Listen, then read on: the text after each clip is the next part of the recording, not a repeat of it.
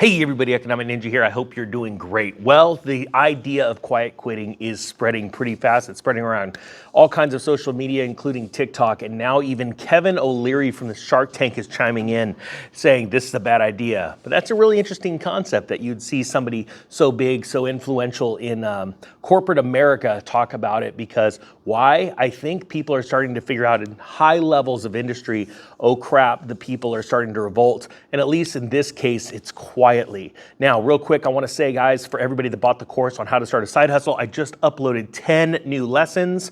Since you've already paid, you're in, and those are there. I have included 3 lessons on real estate, buying real estate wisely. And the reason why I did it, even though I do not think it's a good time to buy real estate, I'm waiting for there to be more blood in the streets. I want people to be, it's like a CYA, cover your butt. I want people to buy smart and not get themselves in a pinch, because that would be a really bad thing. There are deals out there in real estate. You can do cash flowing deals right now, but you got to do them wisely. So I put those in there. I will keep adding, guys. Remember, every time I'll put out a new lesson every 2 to 3 weeks. And again, once you own the course, you own the course. And I'm going to keep putting these in. I want to give you so many ideas on starting side hustles, but we're not here for that. Sorry, we're going to talk about quiet quitting. And so let's grab our notes. Sorry if you can't see me. So this is the quote: "Don't try quiet quitting," says Kevin O'Leary. It's really a bad idea.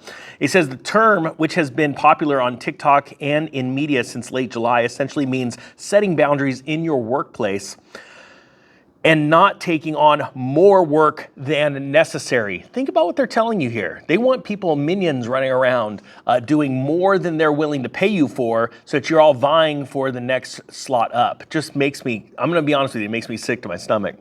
1 in 10 employees say that they're currently putting in less effort than they did 6 months ago. And that's according to an August 2022 ResumeBuilder.com survey of 1,000 working Americans. Now, I want to, I've been doing videos on this for the last couple of months, and it's a very interesting concept that just simply telling people, because so many people don't have extra money to go out and invest.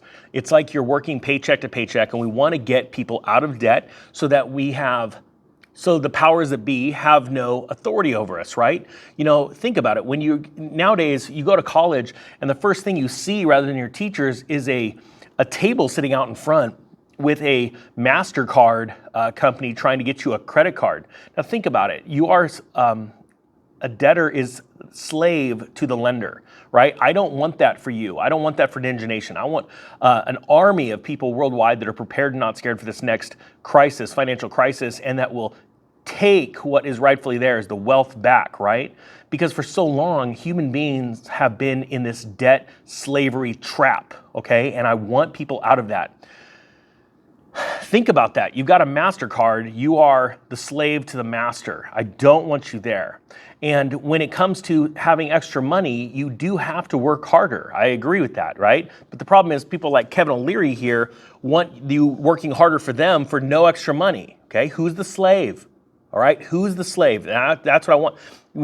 We work 4 or 5 days a week. There's 3 or 4, wow, fast ninja math. You work 3 or 4 days, 5 days a week. That means there's 7 days a week. You have more days left that you could be pursuing a side hustle, building up a cash position and going and investing, right? Whether that be in precious metals, real estate, cars, and whatever you want to do to have wealth, own something, right? That's what I want for you. Now it says, he's got multiple reasons that this is a bad idea. We're talking about Kevin O'Leary, right? It says, first, employees value hunger, keen workers, people that go beyond to try to solve problems for the organization, their teams, their managers, their bosses. Those are the ones that succeed in life. So let me explain that. First off, you can solve problems and help your company, your organization in the amount of time that they pay you. All right, you don't have to show up way early and be the last one to leave, okay? You do not have to do that. You can focus the time you're being paid on your job, and that is very important. What a lot of these organizations want is they build these organizations up as, they want you to fight over other people for those jobs. Really, when the supervisor, which should be a leader, but they're just a boss, should be identifying who the people are that stand out, that are intelligent, that can solve problems and do those kind of things, but in the amount of time that you pay them.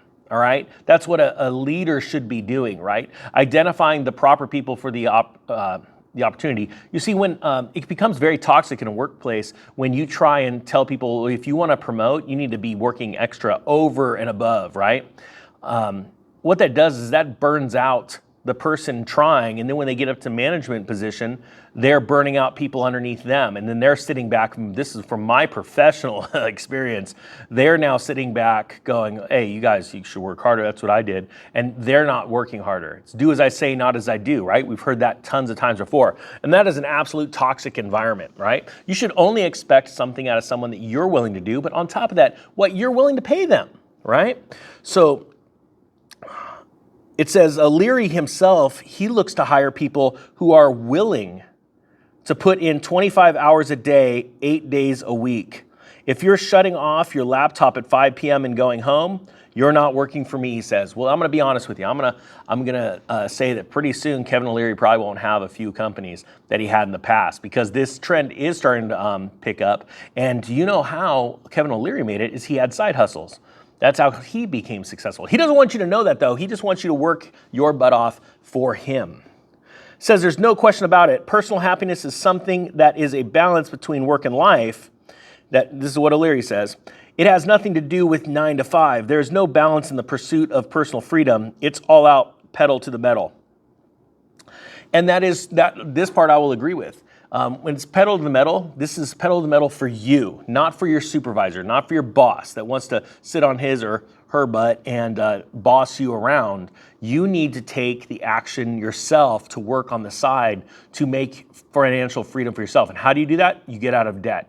Because then once you're out of debt, you're just making money. You know, the old adage, that's the right term, a penny saved is a penny earned. And it is so very true, because when you save a penny, you have that penny. You have it. Whereas other people are just trying to make pennies to pay the master, the slave master, the lender. I don't want that for you.